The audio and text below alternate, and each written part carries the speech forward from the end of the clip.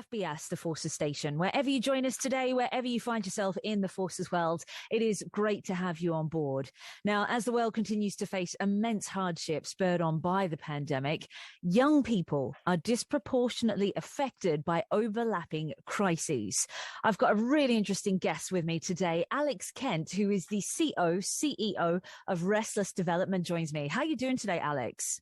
Yeah, great. Thanks for having me, and thanks for the interest in our new report.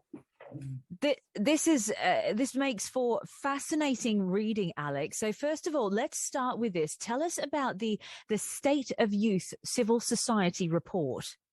Absolutely. So it's a kind of relatively epic report, bringing together, looking at how youth civil society is and how it's coping in light of the pandemic over the last couple of years.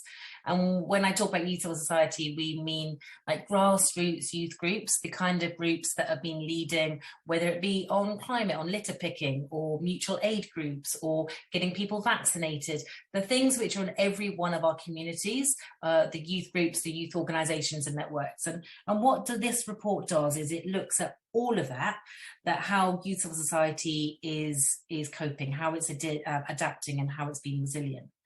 And I think the thing that came out really loud and clear in this report is two things. One is how it's absolutely essential to the society at large and how we adapt and how we thrive, especially in light of the pandemic, but also that it's really threatened.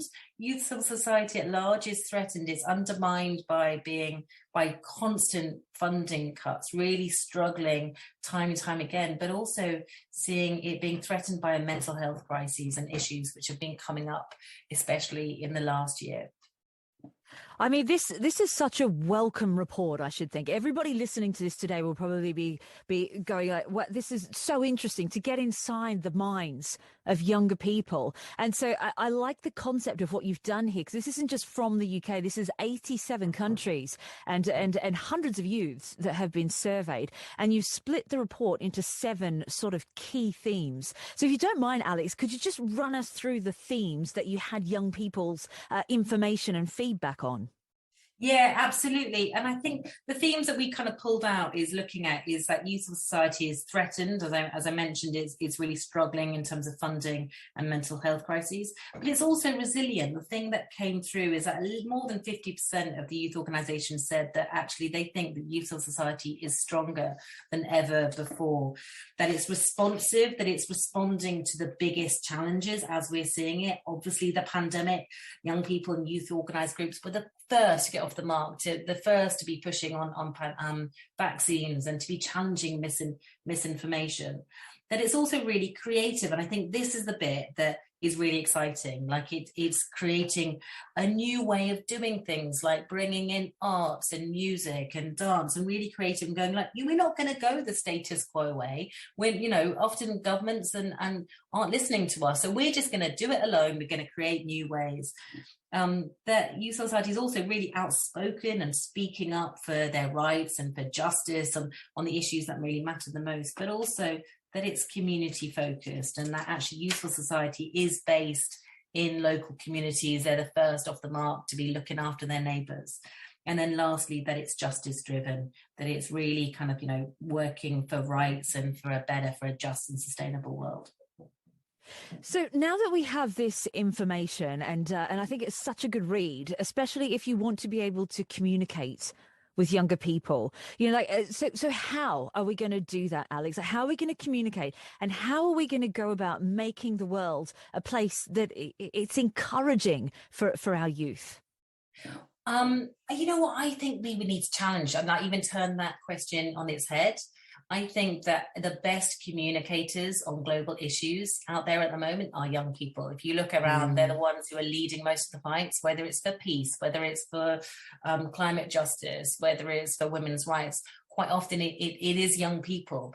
And they're brilliant at communicating with each other, but quite often they don't have the platforms. Quite often they don't have the platforms or the opportunities to really be listened to by decision makers, by leaders, by governments. And so I think that key thing that came out of here is actually we need to be listening. Like the world needs to set up better to just listen, to ask young people, what do you think? And one of the reasons it is so strong is because it is going against the status quo. It's not going the normal set structure. And so actually we need to just listen and really value the role that young people, young leaders are playing, really value that, and to support it, which means funding, which means looking after mental health, which means just the basic support that comes once you value youth of society. Yeah, absolutely right. I think that's such a great point and really well put. Listening to these incredible people that, I was actually just recently having a conversation, just so inspired by the young people that I have seen deal with this chaotic world in which they've found themselves in the last 5 years. Alex, I think we can all agree it has just been just a crazy, crazy time for us all. And the people that I've seen talking sense, and the people that I've seen that have been entrepreneurial in their views and initiatives and how they're going to make positive changes, they've been younger people. And sometimes I just think, just get this person to the front of the queue, because this is the person we need to be listening to. So it's a really good point that you've made there. How can people find out more about this and have a read and best support and listen? Yeah, absolutely. So the report will be up on our website. So that's Restless Development. It's restlessdevelopment.org. And we're a global agency that is set up to ensure that youth-led change is able to thrive. We've got offices in 9 countries as well. That's all on our website as well. And any one of our hubs or our offices are a great place to connect and find out, first and foremost, how you can connect with youth civil society. But some of this is just, there's not a single person that doesn't have a youth group or network that's in their local community that's doing things. So some of it's just even listening to provide outreach, whether it be a food bank, whether it be the Youth Against Misinformation or One Healthcare, and just asking young people, how can I best support? And making sure that, especially that the funding and the support and the training is there, or just sometimes having a chat. Everyone's really struggled with living through the crises, and it's not only the impact of the direct trauma, but the secondary trauma, which so many people have lived through, but especially young people, and being able to provide that lifeline. But there are lots and lots of direct ways. And as I said, on the Restless Development website is a brilliant place to start. And actually, it's worth saying that between now and the 6th of June, the UK government are actually doubling any donations that we get to Restless Development as well. So if anyone wants to directly support us to strengthen this work, it'll get doubled and have twice the impact. Fantastic. And Alex, I can only imagine when we just look at stuff like the pandemic, and then with all the environmental issues, which weigh so heavily on the minds of young people as the fighters, inheriting the world in the next phase, which we find it in. And then to add on top of that, everything that's happening with Ukraine at the minute, I can only imagine how that's affecting mental health. Is that something that you're seeing? Absolutely. And I think we had actually just at the weekend, our youth networks had a youth power solidarity call, joining. I think we had people from 80 plus countries join, which were just discussing, what does peace mean for you? So creating the places where young people can connect with each other, which are grappling with the same issues, which is that, as you said, it's an ongoing, it's living through trauma time and time again, and it's the impacts of that. But also it goes hand in hand with wanting to be able to do something, to wanting to lead change. And I think what's been amazing in the last couple of years is these really inspiring youth-led initiatives, which is bringing a lot of these different issues together, such as, we've got a crisis in climate change. We've got crisis in jobs and young people not being able to access jobs.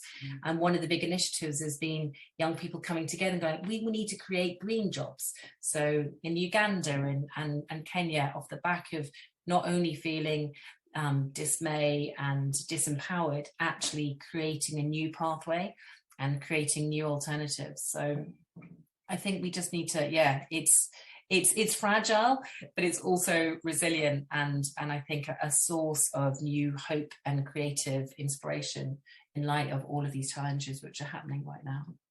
I think it is a shining light. It is absolutely a shining light, and like I say, just seeing the power of young people and how well they have done throughout the pandemic, and just incredible, so resourceful. So it's a breath of fresh air to talk to you today, Alex.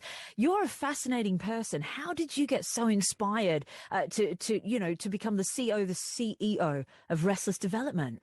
Yeah, I'm a co-CEO, so I share the CEO job with another woman, Kate Mwezi, which I increasingly seeing. I mean, I must admit, being a co-CEO is fantastic, especially doing it with another woman. It's an inclusive place, because obviously being a CEO of an international organization can be quite scary, with a lot of the challenges going on. But we both have young families. I've got 4-year-old twins, and so being a co-CEO enables us to kind of do it in partnership, and we found it to be a really kind of feminist leadership approach. What inspired me? Yeah, I volunteered when I was a young person, in South Africa and in Zimbabwe, often in schools. And then I went on to work for the Global Campaign for Education, which was really making sure that every child was able to access school and get a quality education. And then I've worked on a whole number of issues, from sanitation to health, to other crises going through. But of all those, I think the glue that has continued to inspire me is definitely being young people, and young people creating this alternative. It's not getting bogged down by the sector or how problems with how we make change happen, and just really being able to carve the way in staying true to what's right and being able to have an impact. Well, you're a fascinating person. I could talk to you all day long, Alex. I really could. But thank you so much for your time today. We really do appreciate it. Thank you, Amy, and thank you so much for all the enthusiasm, and yeah, everything you said. I totally echo it. Really appreciate it. Alex, that was lovely. And again, look, if I can help out in any way, if there's anything that you're ever talking about, and you want to come back, please do just drop me a line. I was so wrapped up in the in the report, I should have double checked. Co-CEO, I beg your pardon. I've been saying CEO all this time. Forgive me. It's such a silly thing to do, but yeah, thank you for your time. I really, really appreciate it. And this is the first interview I've done in years. So to have your lovely, lovely, enthusiastic, all the questions really were brilliant. I really appreciate it. And we have things we would love you to help out on, actually, especially this appeal that we're looking at specifically on girls' education in the next couple of months. So amazing. Yeah. Oh, please don't be a stranger. I'd love to get on board, and I think it's quite nice because of all of the areas that we broadcast to. We've got people in your local vicinities as well, so that's hopefully something that we can link in. But yeah, just lovely to meet you, mate, and very best of luck with everything you're doing. It's amazing. Thank you.